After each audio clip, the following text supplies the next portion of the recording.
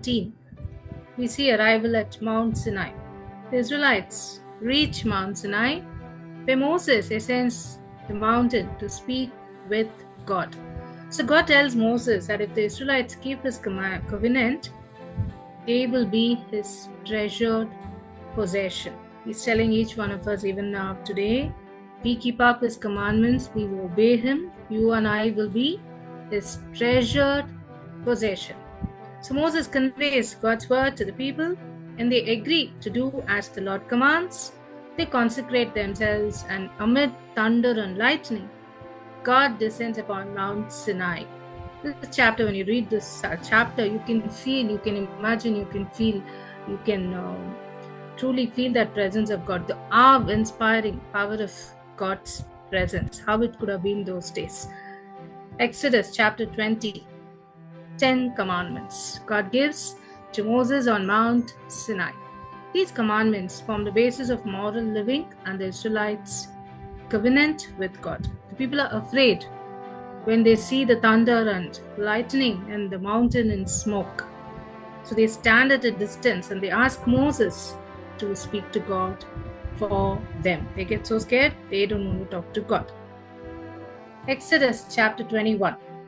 We hear about the laws given. God provides more laws through Moses. This chapter contains regulations regarding the treatment of slaves and the consequences of personal injuries. It includes famous law of retaliation, an eye for an eye, outlining justice for injuries. Exodus chapter 22, we see about the laws of property laws and social responsibility. This details laws regarding the protection of property and restitution for theft or damage. It also includes various social responsibilities such as protecting the rights of the vulnerable. There are also specific laws against sorcery, bestiality, idolatry, emphasizing the importance of justice and moral living. Reading all this, the only end point is justice has to be followed even today. Exodus chapter 23, laws of justice and mercy, continues with the additional laws regarding honesty, justice, and sabbatical rest. The chapter emphasizes impartiality in judgment and the importance of helping one's neighbors. God also commands Israelites to observe 3 annual feasts. First one is a feast of unleavened bread. The second one is a feast of harvest. And the third one is a feast of ingathering. So God promises to send an angel before the people to guide them to the promised land. So if the people listen carefully and obey God's voice, God will oppose their enemies. When the angel brings the people to the Amorites, the Hittites, and the rest of the tribes of Canaan, God destroys these people. The Israelites must not adopt their religious practices in addition, he says. They must worship the Lord, their God, instead, and he will bless them and cause their enemies to be driven out before them. So the message for us is, you want to win your battles, you want God to beat your enemies out, the message is, obey God's commandments. This is what God is telling you and me. Amen. And that is the keynotes for today. We completed with Exodus chapter 23. So the questions for today, all of you can participate. She read all alone, so keep your Bible open. Whoever gets the answer can answer. Exodus chapter 19, verse 1. When did the Israelites get to the desert of Sinai?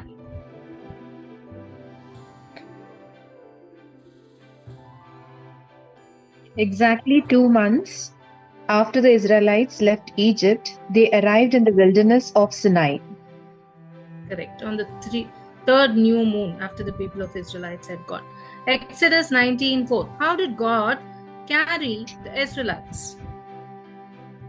You say what I, the Lord, did to Egyptians, and I carried you as eagles carry her young on her wings, and brought you here to me. Amen. God says he carried the Israelites like an eagle, like a mother carries the baby. We see the love of a mother in this chapter. Exodus 19:5. What would it take for the Israelites to be God's treasured possession, a kingdom of priests and a holy nation?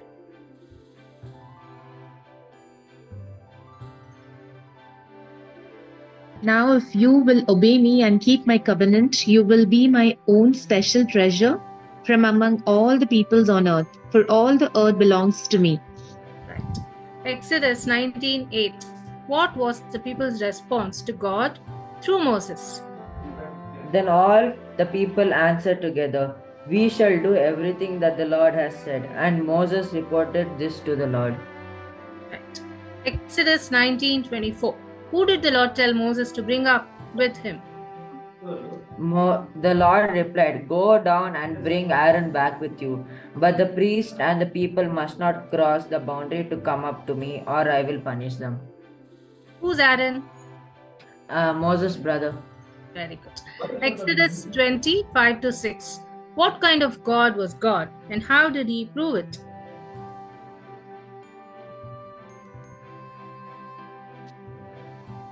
You must not bow down to them or worship them, for I, the Lord your God, am a jealous God, who will not tolerate your affection for any other gods.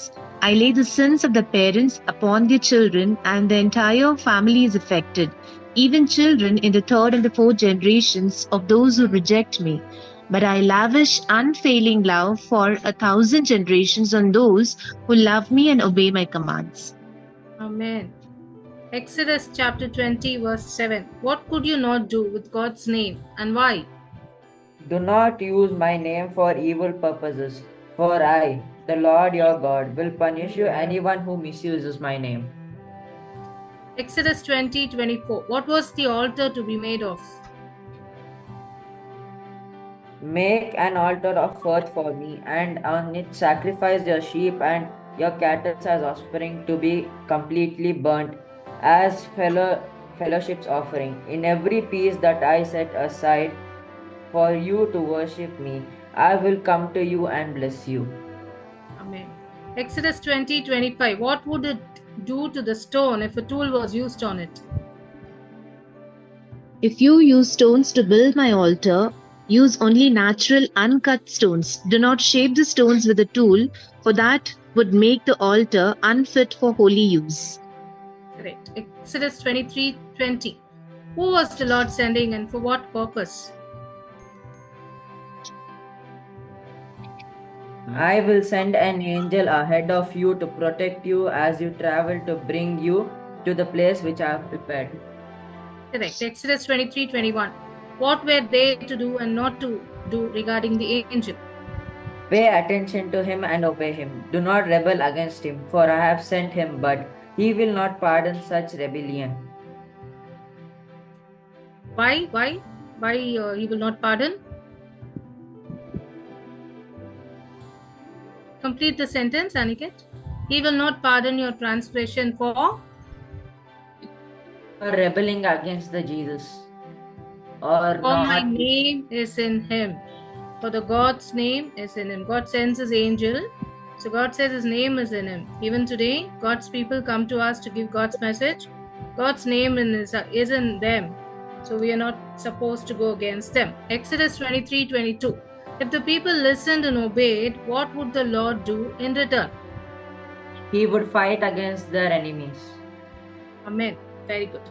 So thanks to all the families. God bless. Take care. Good night. Bye.